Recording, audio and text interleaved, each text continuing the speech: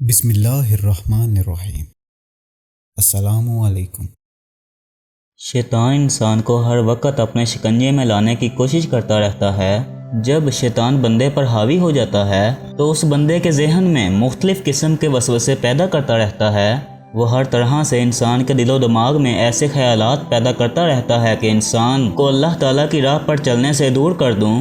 شیطان انسان کے دل و دماغ میں کبھی ایسے خیالات لاتا ہے کہ اللہ کون ہے، اس کو کس نے پیدا کیا، اللہ کا وجود ہے یا نہیں۔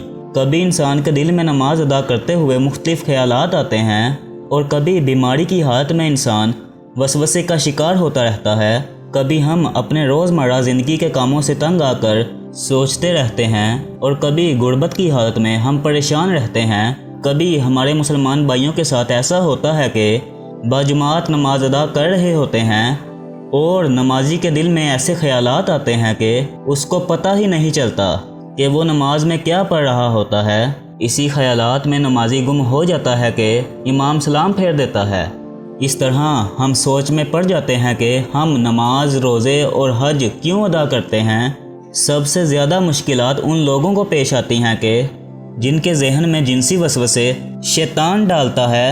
جب شیطان کسی عورت کو آپ کے لیے انتہائی حسین کر کے آپ کے دل و دماغ پر حاوی کر دیتا ہے تو پھر انسان پوری طرح سے شیطان کے شکنجے میں چلا جاتا ہے۔ جنسی خواہشات پر تمام برائیوں کی جڑ بن جاتی ہے۔ انسانی ذہن گندے خیالات کا مرکز بن کر رہ جاتا ہے۔ آخر یہ سارے خیالات ہم کو کیوں آتے ہیں؟ ان خیالات کے بارے میں اسلام میں کیا حکم ہے کہ اگر یہ خیالات ہم پر حاوی ہو جائیں تو ان کا کیا حل کرنا چاہیے؟ آئیے پہلے ہم احادیث مبارکہ سے ان خیالات کے بارے میں جاننے کی کوشش کرتے ہیں اور آخر میں آپ کو یہ واقعہ سنائیں گے کہ جب ایک شخص نے آ کر حضرت علی شیر خدا کو بتایا کہ میرا ذہن گندے خیالات کا مرکز بن چکا ہے۔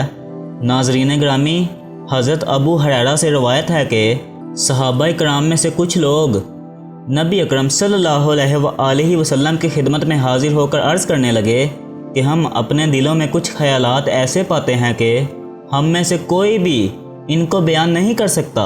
آپ صلی اللہ علیہ وآلہ وسلم نے فرمایا، کیا واقعی تم اسی طرح پاتے ہو، یعنی گناہ سمجھتے ہو؟ صحابہ کرام رضی اللہ تعالیٰ عنہ نے عرض کیا، جی ہاں۔ آپ صلی اللہ علیہ وآلہ وسلم نے فرمایا، یہ تو واضح ایمان ہے۔ محدثین اس حدیث کی وضاحت کچھ اس طرح کرتے ہیں کہ صحابہ کے اس جملہ ہم اپنے دلوں میں کچھ خیالات ایسے پاتے ہیں کہ ہم میں سے کوئی بھی ان خیالات کو بیان نہیں کر سکتا کا مطلب یہ ہے کہ ہم اپنے دلوں میں بری چیزیں پاتے ہیں، مثلا اللہ کو کس نے پیدا کیا اور وہ کیسا ہے اور کس چیز سے ہے، اور اس طرح کی اور چیزیں جن کا بیان کرنا بھی مشکل ہے، اس کے لیے کہ ہمیں معلوم ہے کہ یہ قبیح باتیں ہیں اور ان میں سے کوئی چیز بھی ایسی نہیں ہے کہ ہم اس پر اعتقاد رکھیں، بلکہ ہم جانتے ہیں کہ اللہ قدیم اور ازل سے ہے، ہر چیز کا خالق ہے، مخلوق نہیں ہے۔ تو ایسے خیالات جو ہمارے دل میں آتے ہیں تو ان کا کیا حکم ہے؟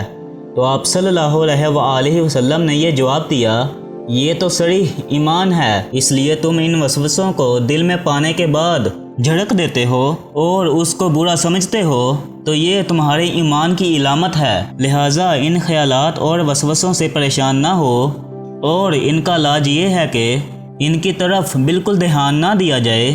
بعض علماء نے وسوسوں میں مبتلا اشخاص کی تسلی کے لیے کہا ہے کہ جس طرح چور اس گھر میں جاتا ہے جہاں کچھ مال و متاع ہوتا ہے، اسی طرح جس دل میں ایمان ہوتا ہے شیطان وہاں آ کر وسوسے ڈالتا ہے۔ برے خیالات کا آنا شیطان کا ایک عمل ہے۔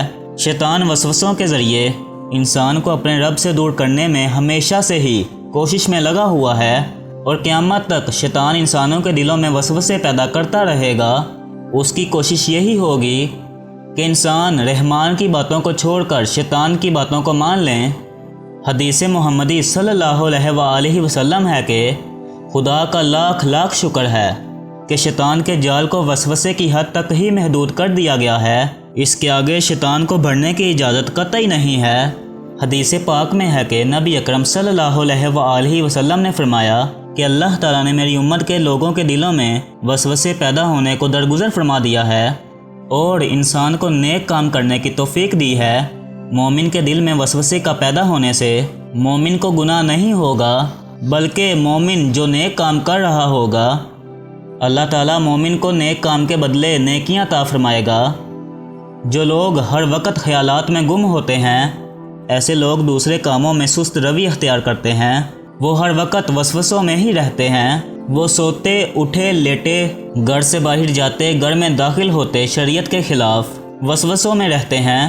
اس طرح شیطان ایسے انسان کو کبھی بھی برے خیالات سے آزاد نہیں ہونے دیتا اور ہر وقت انسان کو شریعت کے خلاف بھڑکاتا رہتا ہے کہ انسان زیادہ سے زیادہ سوچے اور ہر وقت دماغی تھکاوٹ کا شکار رہے اور اس کو اللہ کی طرف رجوع کرنے کی فرصت ہی نہ ملے۔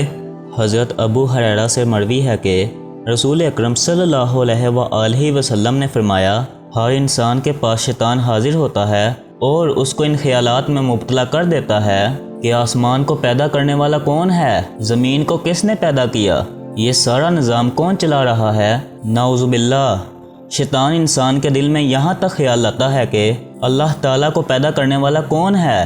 اگر انسان پر شیطان اتنا حاوی ہو جائے تو اس شخص کو چاہیے کہ اللہ تعالیٰ سے دعا کرے، اے اللہ مجھے شیطان مردود سے چھٹکارا عطا فرما۔ ایک اور حدیث میں ہے کہ ابو ہریرہ سے روایت ہے کہ رسول اللہ صلی اللہ علیہ وآلہ وسلم نے فرمایا کہ لوگ ہمیشہ ایک دوسرے سے پوچھتے رہیں گے کہ یہاں تک کہ یہ کہا جائے گا کہ مخلوق کو اللہ نے پیدا کیا تو اللہ کو کس نے پیدا کیا۔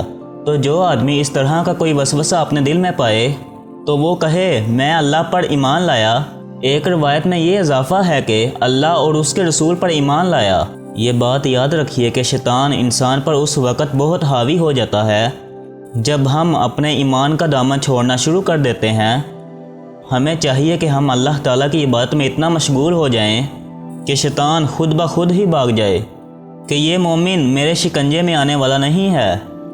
ہمیں 5 وقت کی نماز باجماعت قائم کرنی چاہیے، قرآن پاک کی تلاوت ہر روز کرنی چاہیے، عمرہ حج زکوٰۃ کرنی چاہیے، ہر وقت اللہ تعالیٰ کا ذکر کرتے رہنا چاہیے اور اس بات پر یقین رکھنا چاہیے کہ اللہ تعالیٰ ایک ہے، اس کی کوئی اولاد نہیں اور نہ ہی اس کو کسی نے پیدا کیا ہے، وہ واحد ہے، صرف وہی عبادت کے لائق ہے۔ حضرت محمد صلی اللہ علیہ وآلہ وسلم اللہ کے آخری نبی ہیں، زندگی اور موت دینے والا صرف اللہ تعالیٰ ہی ہے۔ حرام کمائی سے اجتناب کریں، حرام کی کمائی کھانے سے بھی شیطان انسان پر حاوی ہو جاتا ہے، اسی لیے ہمیں حرام کی کمائی سے بچنا چاہیے۔ اگر یہ باتیں ہمارے ذہن میں چھا جائیں تو شیطان کبھی بھی ہم کو شرک جیسے خیالات میں نہیں ڈال سکتا۔